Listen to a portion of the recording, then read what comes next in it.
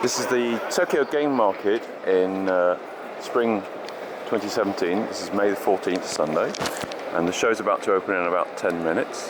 And the bigger exhibitors are around the outside of the hall, and the small press, small publishers, doujin publishers are on the inside tables. And there's something over 600 exhibitors at the show, and they do them in these columns and rows, and what you get as a publisher is you get one small table.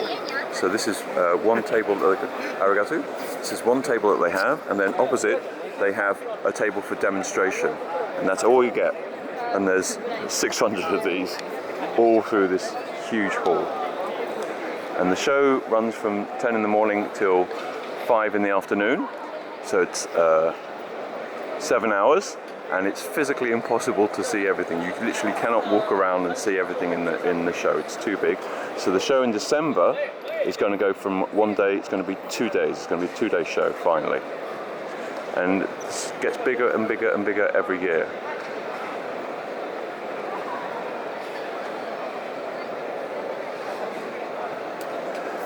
So there's a huge queue outside, snaking all around the building, and you buy a catalogue to get into the show, and then as you walk through the door you just show your catalogue, but in December it's going to be tickets.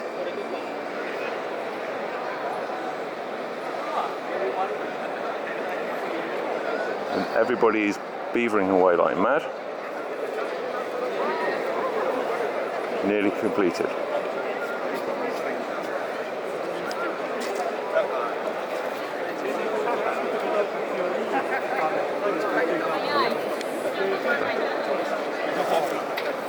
This is a Sobi department who have loads and loads of games, and they haven't been at the Tokyo Game Market for ages. This is Gota.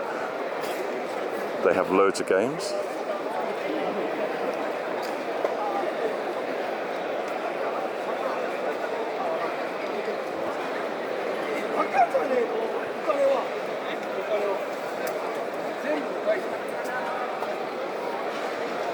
So some of these have been at Essen with Japan brand, and others are strictly Japanese only.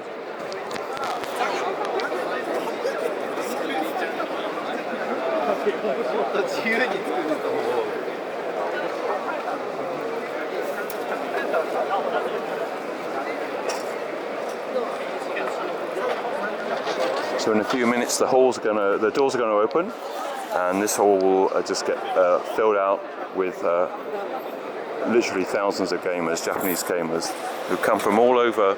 All the exhibitors have come from all over Japan, so some of them have travelled a long way.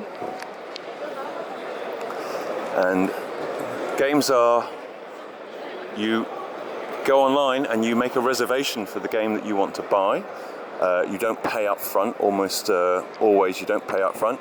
You pay when you collect the game, and if you don't collect your game by 2 p.m, it goes for open sale. And a lot of these exhibitors, they can only bring a small supply. They only publish small volumes anyway. Some are only publishing, 50 copies or 100 copies, and they have very little room behind their booths to store what they bring. And a lot of the games are in small boxes anyway, because Japanese homes are literally small, and they cannot have the same kind of big boxes that European and American producers produce. Oh yes. So people dressed up to promote their games. So for people that have been following the Japanese scene for a few years, there are a lot of familiar names here, and very often they bring out a new game for either this show or for the December show. What's interesting at this one is that there are lots of publishers who haven't exhibited for a few years, and they've coming back out again into the show, and they're reprinting their games from 3 or 4 years ago or earlier.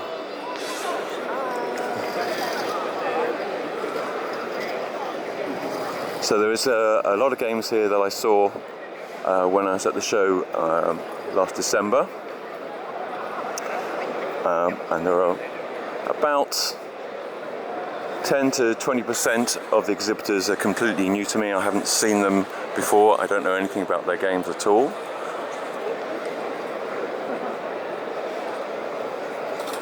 And a lot of the games are largely language free, and if you can get the rules in English, then they're pretty easy to play. You can generally play, even if they have some text, you can play with a crib sheet.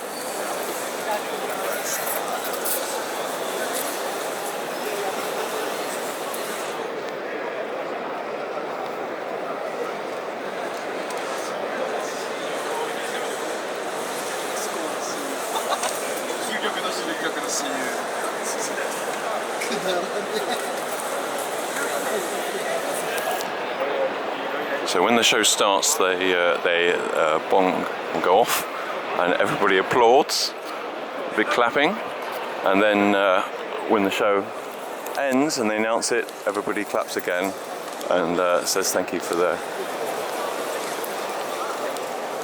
work today. And Board Game Geek is here in force. Not only myself, but the two very important news people. Hello. So there's 3 of us covering the show.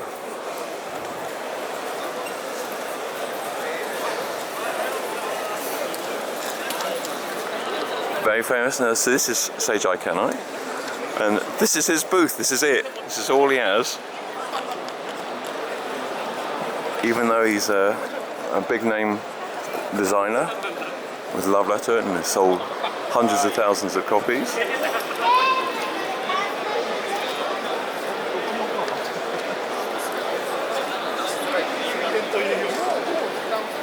He just has a simple booth, the same as everybody else. Some of them who are the bigger ones.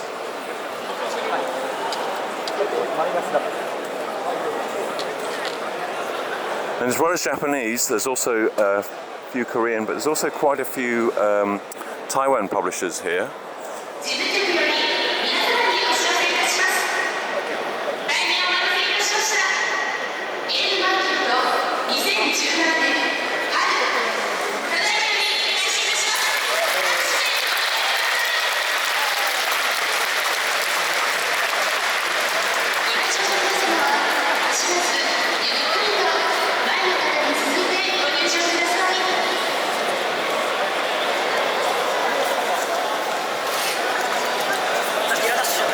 The doors are open and the gamers are running in.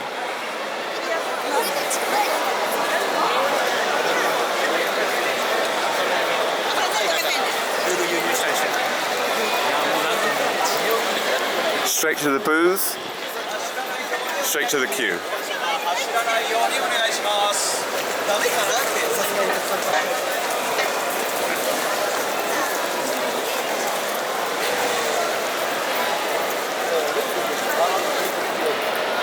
It's an incredible show. It's a really incredible show. Everybody worked very, very hard. The products, the games are very professionally made, although these are effectively amateur. It's doujin publishers. They're effectively semi-professional. Some of them are sort of fully professional, but a lot of this is they're hobbyists. The designers and publishers are hobbyists.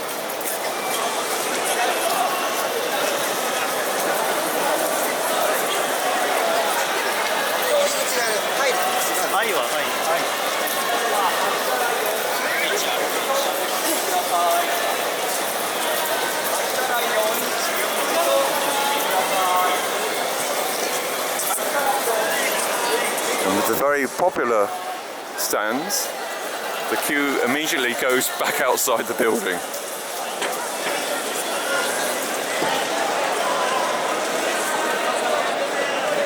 So having queued for an hour or more,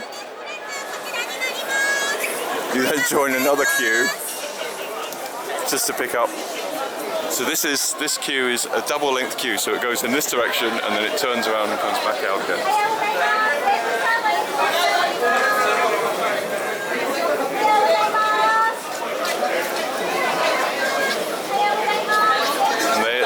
sign. They have a sign saying this is the back of the queue, and they pass it to the person behind. So you know where the back of the queue is, and if it blocks the aisle, they start a second queue.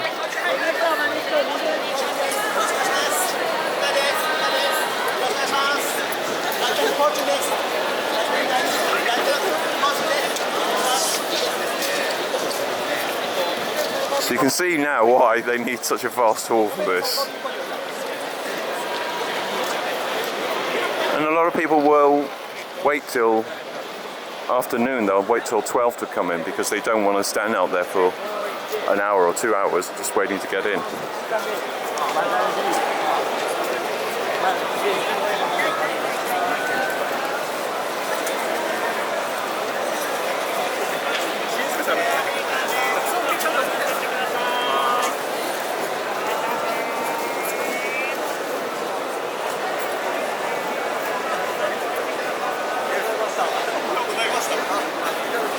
There's role-playing games too at the other end of the hall. It's a smaller section for role-playing games, and there's also CCGs. There's Magic the Gathering and other stuff, and sort of local CCGs.